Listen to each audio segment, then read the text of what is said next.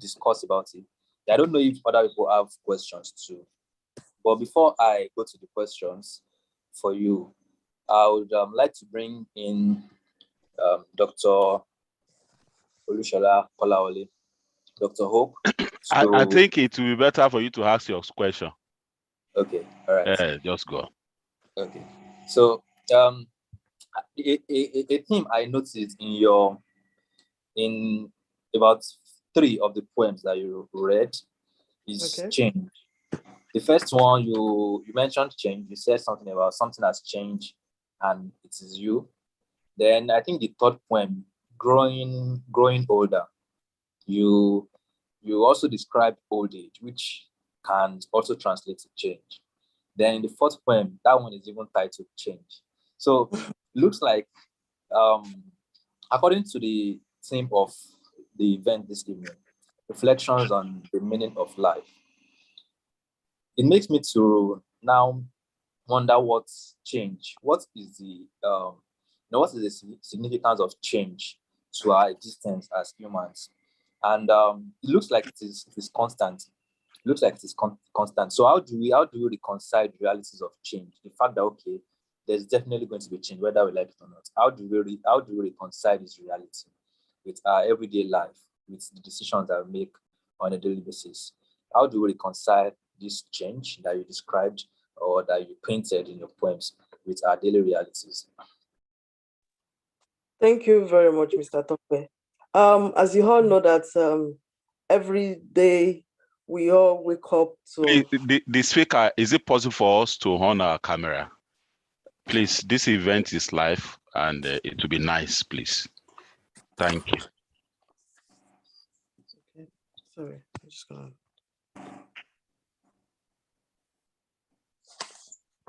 Thank you very much, Mr. Tope. Can you see me now? Yes. Okay, so you asked a question regarding change. Yeah, as you all know that everything in life, there's nothing that is perfect. So you wake up in the morning, you try for progress, you try for happiness and every other thing like that. But things might a little bit change because it's not like before. You can't wake up and continue. You want to continue the way you were living your life yesterday to continue living it today. It's not. Things are not perfect. There will always be changes. There will be change in people you call your friends. There will be changes in people you call your friend. You shouldn't expect things to always be the same. There will always be a change. All right. Thank you very much for that. All right. I'll give up the floor now to Dr. Hope so that I can share his welcome notes before we move on to the next speakers. Yeah, thank you so much, moderator. And I want to welcome everybody. And this is very beautiful. I think we're having about 15 participants at the moment. And I'm really excited that we are starting this. This project, I think we've started planning this project about 2 or 3 months ago. But I'm happy that the first edition, we're having this beautiful evening. And just to let you know, this is what we'll be doing every Friday between 7 o'clock to 8 o'clock. And you may want to ask, why are we doing this? We're doing this to develop creativity, especially among the Africans. Here in England, we call what is called BEAM. And BEAM is Black, Asian, and minority ethnics. So we are trying to promote creativity among us. We are trying to show talent just for people to know that indeed, Africa people, we've got a lot of talent among us, and we've got a lot of opportunity as well among us. So that is the essence of us having this. And the theme for this night is reflection on the meaning of life, which is very important, that there is a need for us as a family, as an individual to always reflect about life, to always reflect about life. So what is life? The meaning of life to me might be quite different from that of your own. It might be different from the meaning that will be given by a 15 years old child or a 40 years old man or old woman. So all of us that are here this evening, we have different meaning to what life is. Could be maybe based on your experience, maybe based on what you have achieved in life. So we have different meaning to what life is to us. So I'm happy that all of us are here, and we're starting with 4 speakers. No, I won't say, 4 speakers. We have Rita here, and we have Daniel as well. We have Ololade, who just presented our poem.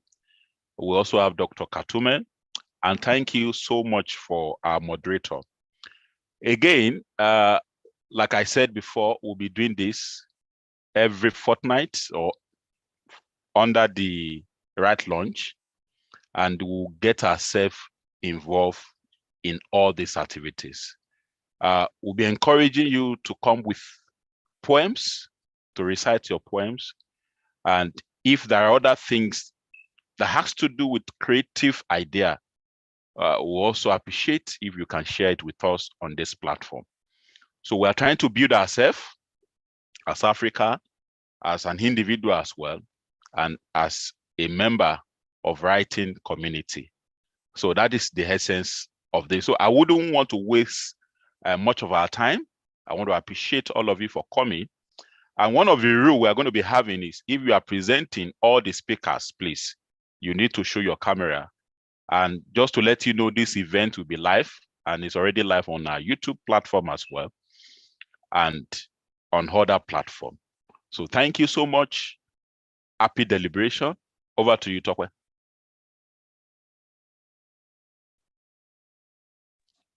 Thank you very much, sir. So, without further ado, we'll move to the next speaker, Mr. Daniel Agbaje. Mr. Daniel Agbaje, you're welcome. I don't know if you got the information when I was sharing it at the beginning of the meeting. So you'll be sharing. Hello, Mr. Daniel.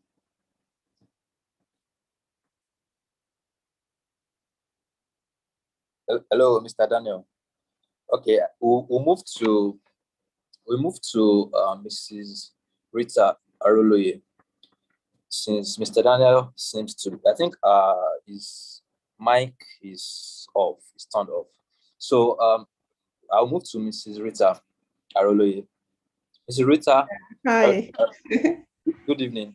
Good evening. So thank you very much for joining us. Thank you. You have 10 minutes, 8 to 10 minutes to share your poems, and then after that, we have questions. Okay. So let me just quickly go there. Right. Okay, I'm reciting from my book that I wrote, Virtues. I knew a man, that's the title of the poem. I once knew a man who was clean and pure. He kept his word and he bore the truth. His name is Truth and he was real. But I don't know what happened to him. Now I see men who are not as they seem, who say things they do not mean and promise things they cannot keep. It's not just them, it's all of us. That's the first poem.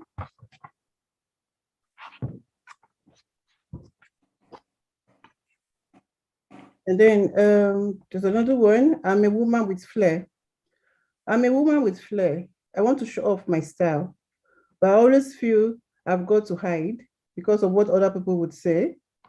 Flair is not for everyone. Flair is for those who dare. But I can't help but wonder if that's true. What if it's just a bunch of hype?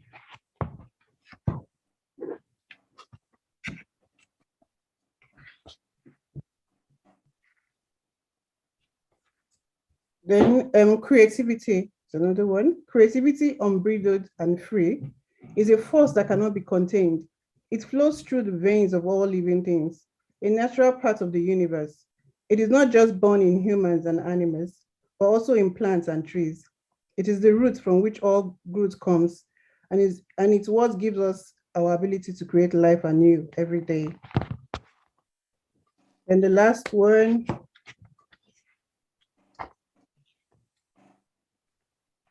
is why I write poetry. I don't write poetry because it's easy or to show off.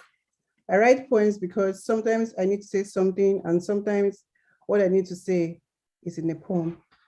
Thank you. Do you want me to say more? Yes. Okay. Okay.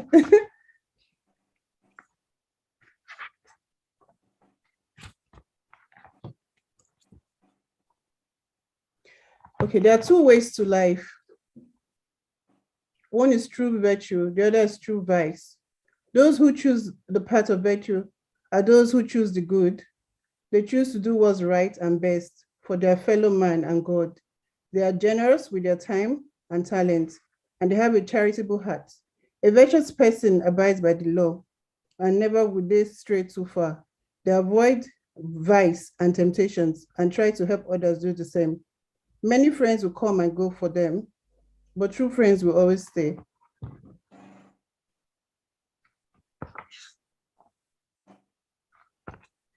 Then there's a place I go when I'm alone, where the sky is deep blue and the grass is a lush green. When I step through the door, I walk into this place. I'm instantly flooded with relief. No more worries, no more stress, no more incessant thoughts that lead to an endless loop of despair. In this place, there are no lies, no deceit, no dishonesty or doubt. It's not about what you say or what you do in this place. It's about who you truly are. Do you want me to read more? All right, we'll take one more. Okay.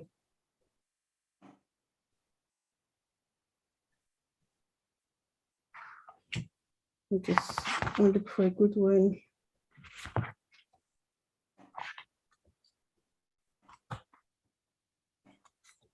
Okay, reality. Reality is a cruel mistress. She's ever changing, she's ever shifting. She's never what you want or need. Reality is not sweet or gentle. She will make you face your fears and force you to realize that life isn't fair. Reality is not always kind, but she can be the best friend you ever had. Thank you. All right, thank you very much for this beautiful poems. It's beautiful that poetry naturally is to paint a picture, and I think I've noticed in all the poems that you recited, from I Knew a Man to Reality, they painted pictures of different things. Before I move to a question that has to do with our theme for tonight, I would like to ask about your process in all your poems. From how I Knew a Man, you painted the picture of a man, described the man, you used metaphors to describe a man, and even there is a place. You also painted a picture of a place. Then eventually, you now told us, okay, this is what you're describing. Same as the I Knew a Man. I knew a man, and that man is us. But you did not start with describing everyone. You described a particular man, and then in reality, it's similar.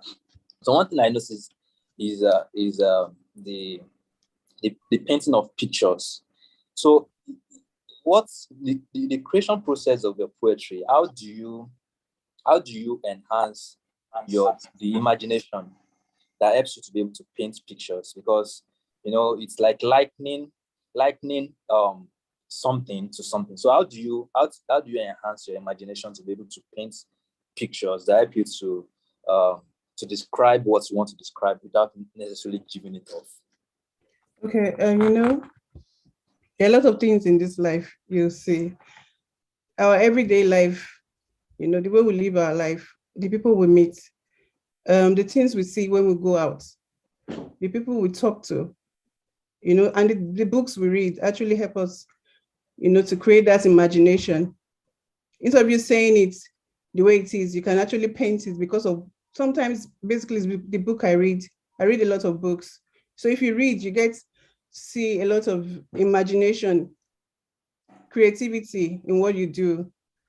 And then go out often, because if you're at home most times, you won't, if you see nature and all that, you'll be able to write about a lot of things based on what you see, what you hear, what you read.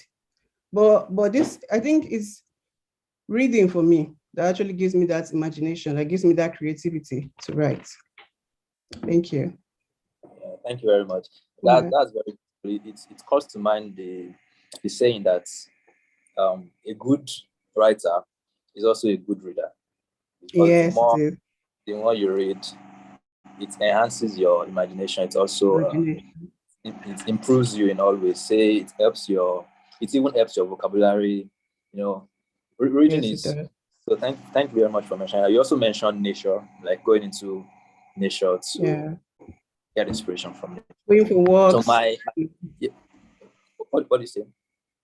Going for walks, traveling helps your imagination too. Yeah. Going to new places. Yeah, new places. It does. So my second question is okay. It still comes to the first point. You mentioned something about promises, and how hard it is. Can you hear me? I can hear you, but looks like your voice is... Okay. Can you hear me now? Yes, I can hear you now. Okay. Please, what's the question again? Okay. So you bothered around the topic of promises in the first poem. Promises, and how it is that it is very hard for us to keep the promises. I know you describe it from saying a man, and then at the end of it, you mentioned something about promises. I don't know. Can you recite that part again? Let me recite it again. Yeah. I once knew a man who was clean and pure. He kept his word and he bore the truth. His name was Truth and he was real. But I don't know what happened to him.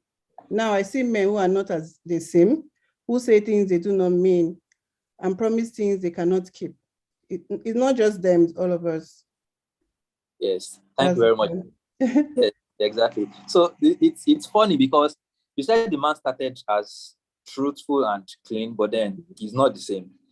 And then you said that now it looks like almost every one of us it's hard for us to actually keep the promise. So I want to know, is it the issue of truth or the issue of keeping promises of sticking to our word? Is it something that is it something impossible for humans to do, or is it something that we used to do but now we can't just be truthful, or we can't be straightforward with our words anymore? Do you think it's something that it's impossible for humans to actually do?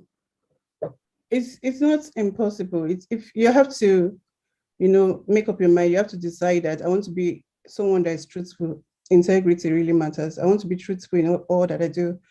But now the reality is social media has come and everybody, we're all covering our truths.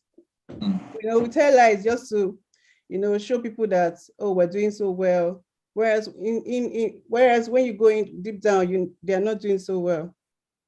They paint a picture of doing great, but when you go deep down, you find out that they actually need help. So if you can actually, say, I want to be truthful. I want to be someone who is truthful, despite the reality that we see nowadays, the social media and all that.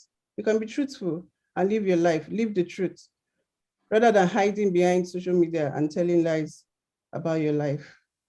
It's something that we can do, though, when we put our minds to it, really. Thank you. Thank you very much.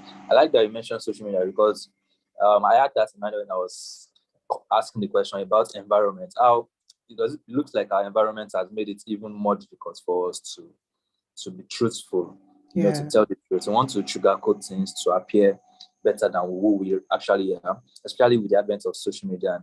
And but like you said, I think it's something that still boils down to decision. If you decide that you want to live a life, a truthful life, then you definitely will. Thank you very much, Ms. Rita. I don't know if anyone else in the audience has a question for you or for Mrs. Ololade before we move on.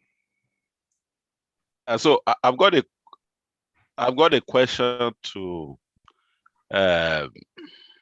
our dear speakers, Lolade and Rita. So we just want to know your motivation for writing these poems. Why do you write it? What was your motivation before writing it? Why did you write it? Let me put it that way. There are a lot of truths. Okay, let me come in. This is Rita. There are a lot of truths we want to say. There are a lot of things we actually want to say, but we can't just say it the way it is. We need to paint a picture. We need to say it and people understand. We need to quote it because, like they say, mental health is real. So there are a lot of things you actually want to say, but you can't just say, you can't tell people because you have to watch it. You have to watch the way you speak. You have to watch the way you say it. So that's why I've come to write it in a poem. I decided to write it in a poem, paint it in a picture, and then you can pick something from it when you read it. That's why I do it. Thank you. Okay, thank you. I think that was lovely. Well done for that. Is Lolade still here?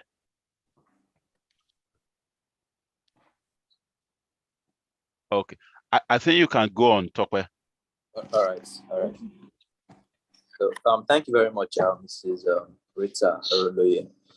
Our next speaker is, I'll be calling Mr. Daniel Agbaje now. Mr. Daniel Agbaje. Hello, everybody. Good evening. You're welcome. Good evening. I want to apologize, first of all. I had some, my internet got frozen. So all the time you were saying, calling my attention. Is it possible for us to see you? Yes. Daniel, so. Yeah, thank you. I don't know if I'm showing now. Yeah, we can see you. Right. Thank you very much. I apologize for the other time. Right. So, Mr. Tope, yes, thank you. So do you want me to just continue and then read out some of the points on here? Yes, please. My problems have been solved, so I can talk now. Thank you, everybody. So I've got like 7 here. Or is that 6? I just want to read to us. So the first one here is, first of all, I'm reading from my book titled A Soul from Beyond. So it is a collection of poems written across board from, several sources of inspiration. I've got like 7 here that I would like us to read and listen to. So the first one says, it's titled The Human Race. Oh, human race, you are glorious. The pinnacle of creation. You are the peak of evolution, a work of art. You have devised machines that fly, and you have harnessed electricity to power them. You have deciphered the language of DNA, and you have invented a means to share it with all. You have created buildings that reach up to the heavens, and you have conquered diseases that plagued your predecessors. The second one is Tough World. It says, it's hard to know what to make of a world like this, where there is no end to the pain or the strife. It's easy to feel helpless and give up the fight. But you can't let yourself be consumed by the night. Even in darkness, there is hope for the light. So we will push through with all our might and make a new world out of this one, even if it only starts with just one.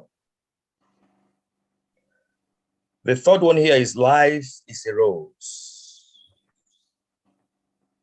It goes like this. Life is a rose. Its petals soft. A single thorn makes it hard, but its beauty remains. And when you find the one with no thorns, you will know it is fake. Life is a rose. It hurts to touch it, but you can't help but to reach out. The next one here is titled Peace. It says, in the most simple words, peace is not only the absence of war. It is a state of being, of accepting what it is. Of accepting what is life. I'm sorry, I'll take it again. Okay. In the most simple words, peace is not only the absence of war, it is a state of being, of accepting what is. Life is moving and changing, and it will sometimes hurt you. It will sometimes make you cry. But even in this turmoil, there is beauty. There is peace in knowing that nothing lasts. I've got one more here, I think two more. Spring. It says the tree stands waving goodbye to its leaves.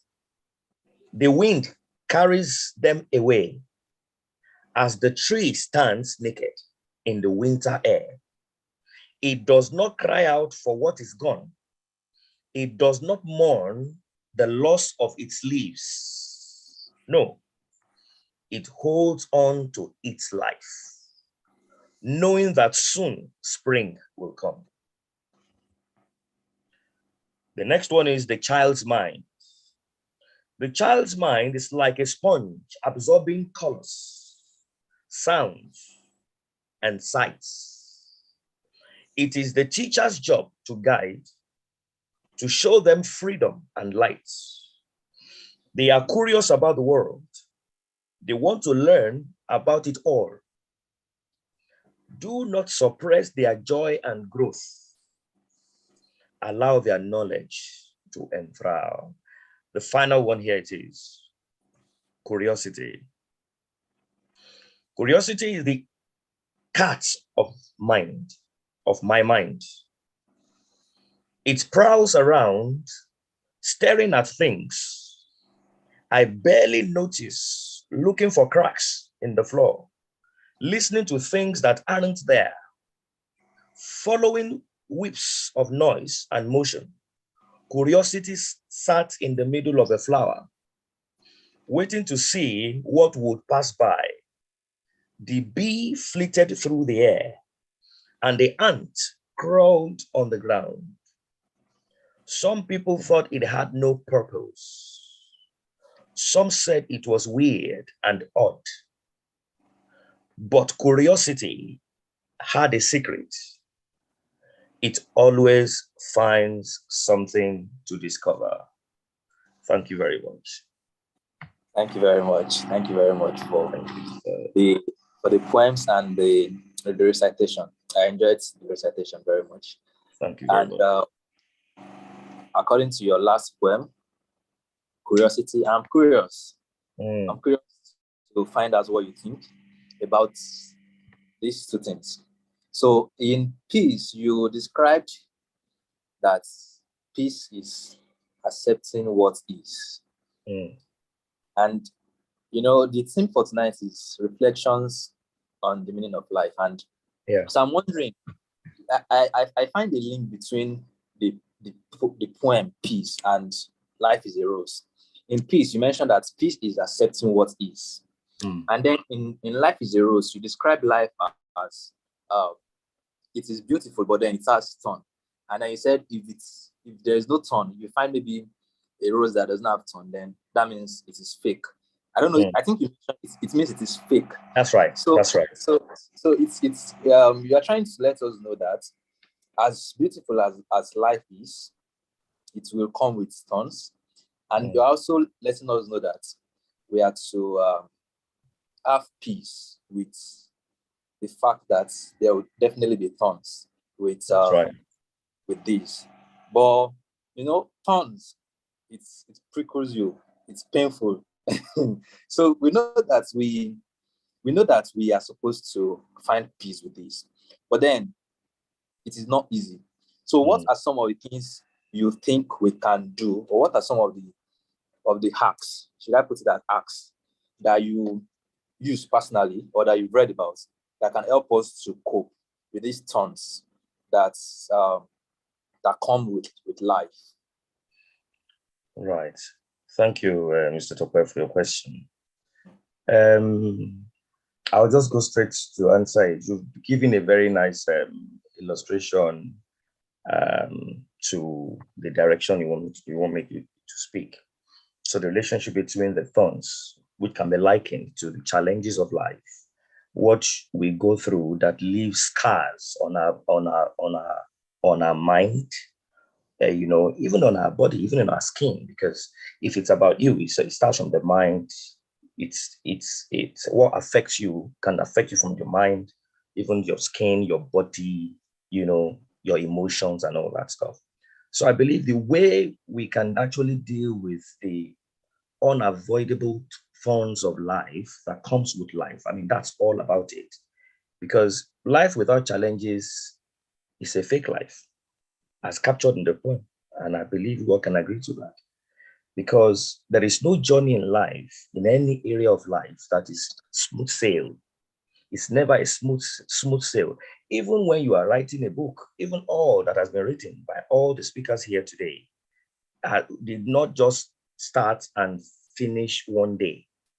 It took sleepless nights. It took tasking of the brain. It took thinking. It took, a lot of sacrifices, And that's on a softer note. If you go through challenges in life, maybe the loss of a loved one,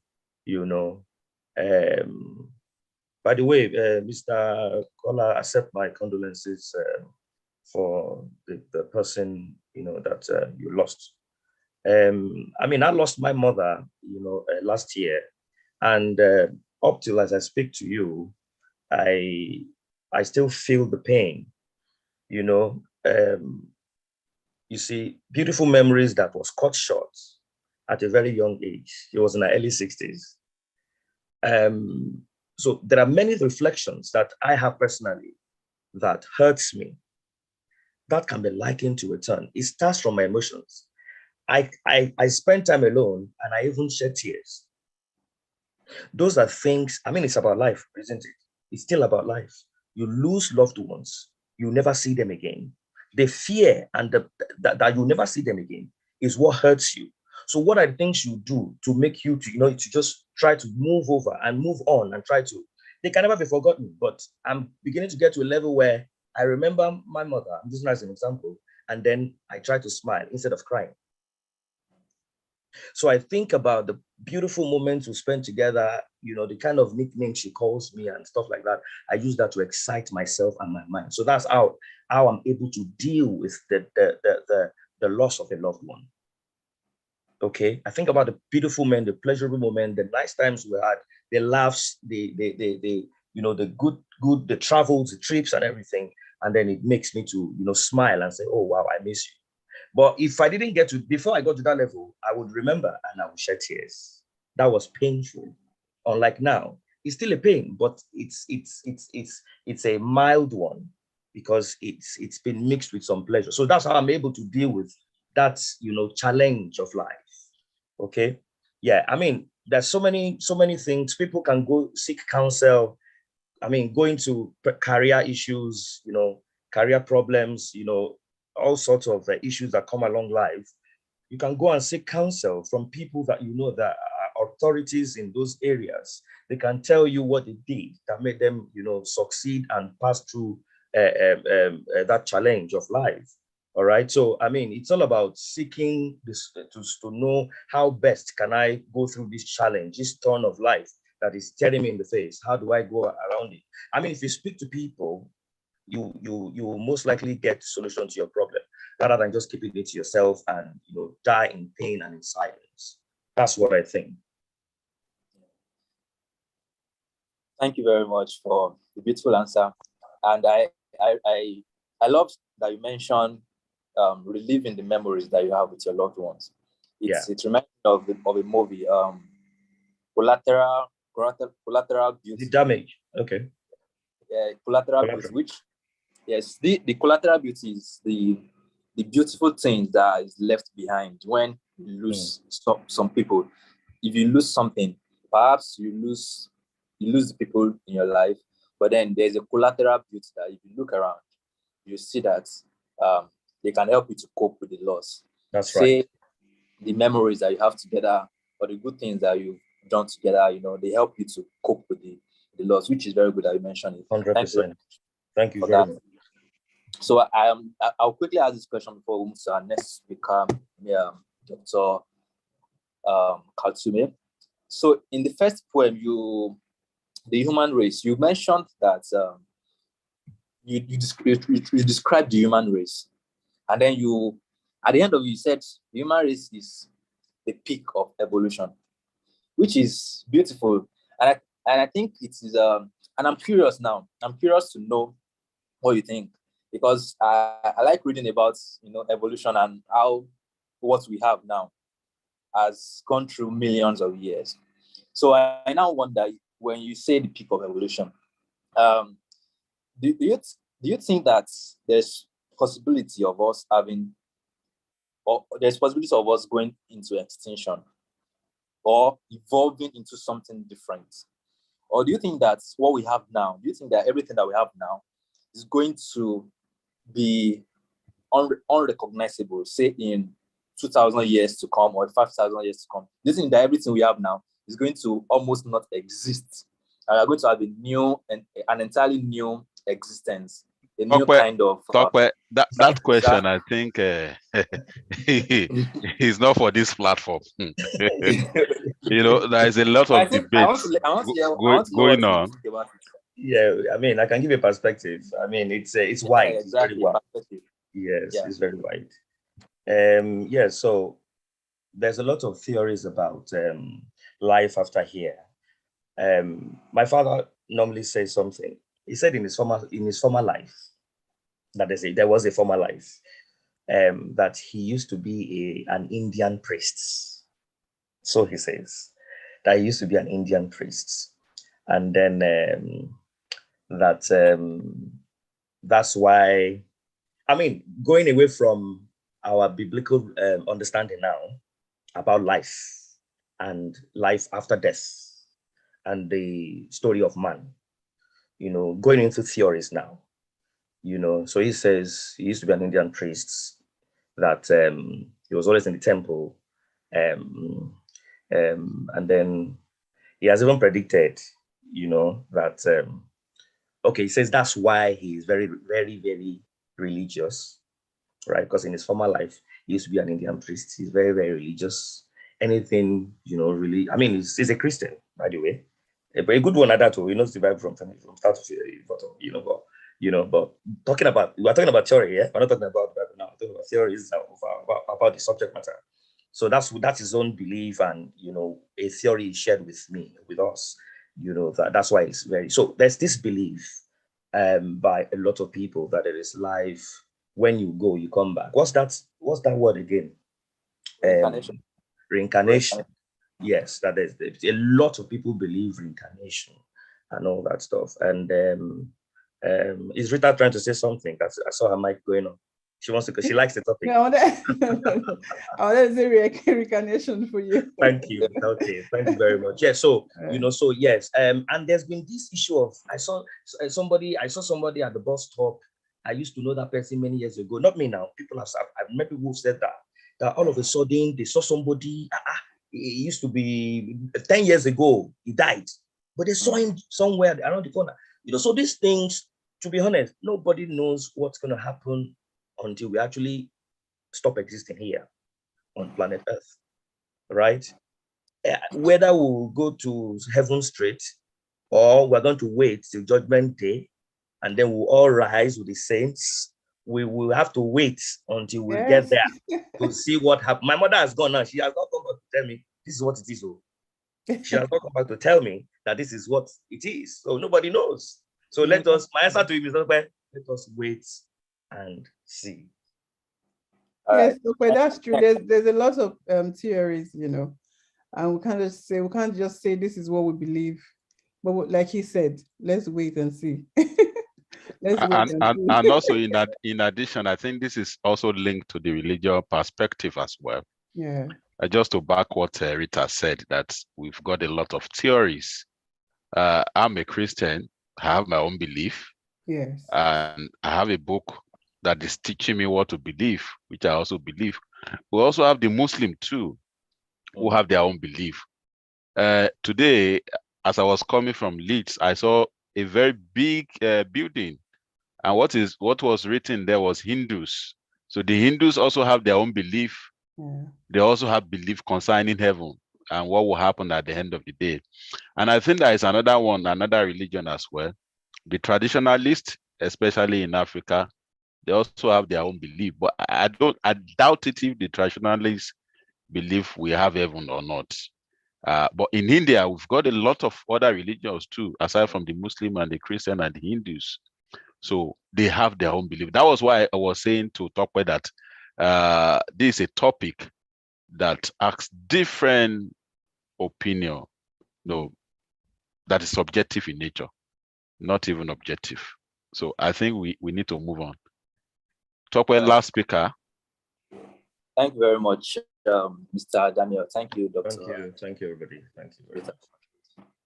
So I'll be calling on the final speaker for tonight, Dr. Kaltume Akubo. You're welcome, ma'am. Thank you, everyone. Thank you, Mr. Tokwe and Dr. Kolawole for putting this together. And thank you, everyone, for joining. So I'll be taking my first poem, which is Dear Baby. Dear baby, you have a handsome dad and a beautiful mom. You have been born into a great family, a family of love. Can you see the joy on the faces of mom and dad? They are happy you are theirs. You are safe. You need not worry. They will take good care of you. So, lovely baby, welcome home. So I'll be taking the second poem. A child. So the title is A Child. A child is a gift, makes our life lovely, giving us hope and a reason to smile. A child grows and keeps learning. A child is taught in the ways of the Lord. He sticks to it because his life depends on it. A child is beautiful in every single way with zero worries. Like a young flower blooming and budding, a child is to be nurtured and tutored.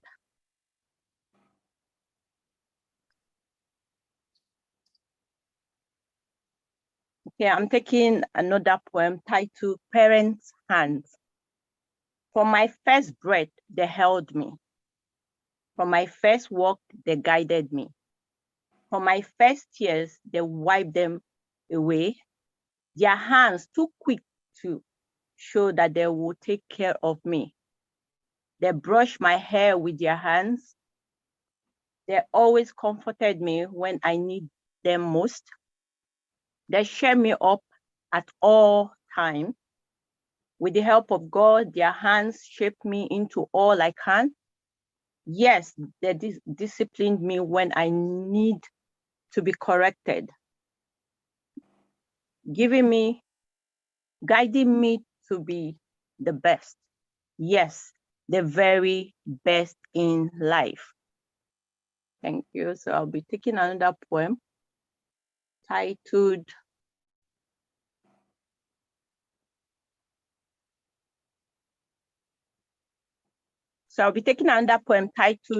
Growth Journey. It says, as you grow and go through life, may the eyes of the Lord watch over you to keep you in all your ways.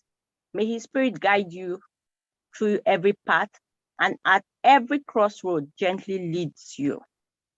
In the path that is true, may each breath you take and every move you make take you closer to fulfilling God's plan for you. May you experience love unfeigned and joy unlimited. That your heart be filled with gratitude for all he has done. Thank you, everyone. Thank you. Thank you very much. I hope you enjoyed it. Yeah. Yes, definitely. Thank you very much. Please, what's the title of the book? I don't know, you mentioned it when you want to start. No, Okay, she didn't mention it. Oh, apologies for this. So the title of the book is Growth Through Life Journey. So it's actually a Christian faith-based poem. Oh, okay. Because I was going to ask, I don't know if anyone has questions for you, but I was just going to ask a very simple question. I think Dr. Hope asked earlier from the first speakers that what did you have in mind when you were compiling the book? I know you said it's a faith-based book, but then what is the general theme, or what are some of the themes that you had in mind when you were compiling the book? Yeah, the desire, one of the motivation, of course, the desire and the passion to kind of pass a message on to the younger generations, especially our children. Like the poem says, talks about baby, talks about a child and all of that. So it's the passion, the desires to pass on the right informations based on personal values. Thank you. But that does not look like a religious perspective.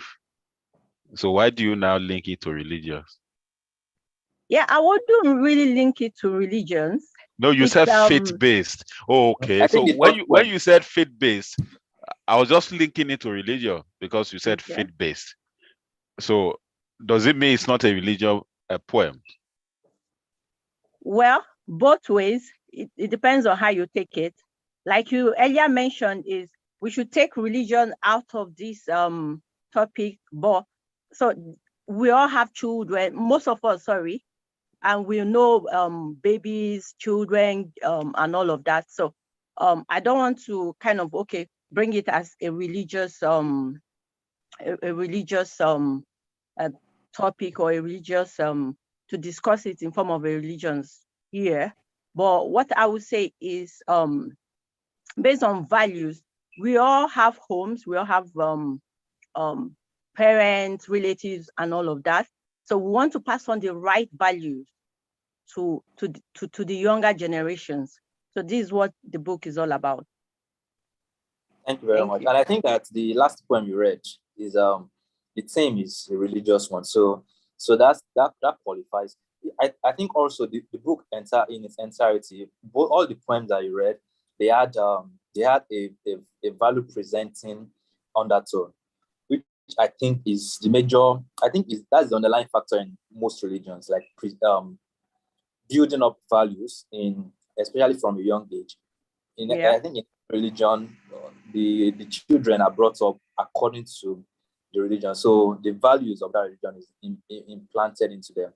So when you say it's faith-based, I think I understand what you are trying to drive by it. But thank you very much, Doctor. I don't know if anyone else has have a question for you, but then there is a question in the chat box, but not for you, Doctor. So I'll ask the question. The question is for Mrs. Rita. All right, thank you. You're welcome. Dr. Kenneth Asiabe asks that, can truth be painted? If yes, then how do we call that? The question is for Mrs. Rita. Sorry, Dr. Kenneth. I don't know if I read your question right. Yes, please. Okay. Okay. Can truth be painted? If yes, then how do we call that? You know, I'll just go. I don't think you can paint truth. Truth cannot be painted. You know, truth is truth. You just say it the way it is. You can't paint it. When you try to paint it, then I think you're going the wrong way. You're lying. That's what it's called. You know, I don't think you can paint truth. It's truth is truth. That's it. Okay. Yeah. It's not something you can paint. Some people believe that truth is relative, that your truth can be different from someone else's truth. I don't know if that's... Yes, your truth can be different from someone else's truth, but it's the truth. You can't paint it. You can't hide it. You can't. When you start hiding and you start painting it, then that means you're trying to... no longer a truth. Yes, that's the word. It's no longer a truth. So you can't. So it's not. And what is the opposite of the truth? The Opposite word is lie. We know. So, So you can't. So yeah. it's the truth. You can't paint it. Wow, thank you very much. This has been such a wonderful 1 hour of poetry and discussions and reflections on the meaning of life.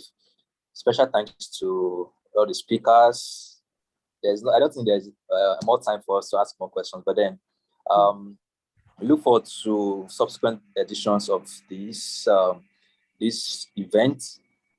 I'll leave just to add, okay. Please, especially for those who are part of my mentoring group, if you got maybe a book that you think you want to speak about on some of this our show, please, you can do that as well. You can just speak to Toby. Toby is the one managing that group, so he will be able to add you and connect you with Tokwe.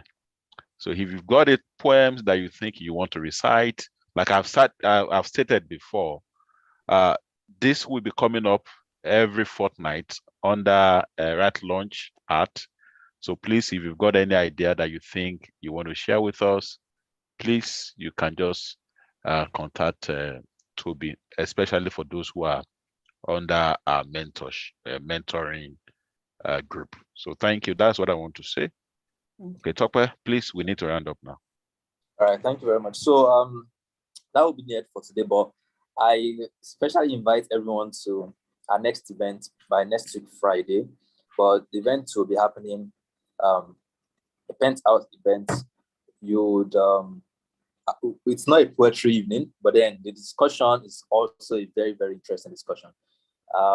Please save the date and you can make it a time to come next week, Friday. You would see the flyer on social media or on the status of one of your friends or family members. So I look forward to seeing you then. So thank you very much, Dr. Then we can also invite our family and friends as well. So you need to also emphasize on that, Tokwe. Okay. Yes, please. You can definitely. This is not for us alone. We need more people to join. So please invite as much people as you can to join. Please, when you see the flyer, always you can always share with your friends on social media across platforms. I'm very grateful for that. So thank you very much for joining. See you next week. Thank you, Dr. Kola. Thank you, Dr. Katsume. Thank you, Mrs. Rita Arole. Thank you, Mrs. Olorade Mbibia. Thank you very much. Thank you. Thank you, guys. Everyone. Thank you, everybody, and good night, good afternoon, or good evening. Thank you. Bye. Bye.